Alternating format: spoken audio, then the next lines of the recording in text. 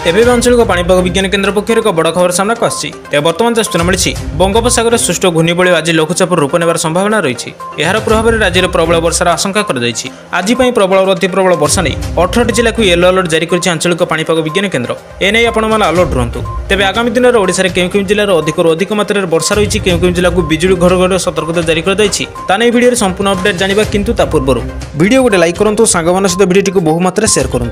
आपण मैंने जब आम चैनल पर नुआ प्रथम थर पर वीडियो को देखुए ताहले आम चैनल को सब्सक्राइब कर पाखर आसुवा बेल आइकन दबाई ऑल नोटिफिकेशन को ऑन कर रखिए जहाद्वारा जब भी जेकोसी न्यूज रिलेटेड लाटेस्ट पाणीपाग सठिक सूचना आपण चैनल माध्यम सर्वप्रथम पाइपर। तेज चलते अब लेट नक बर्तमान खबर पर नजर पकेबा।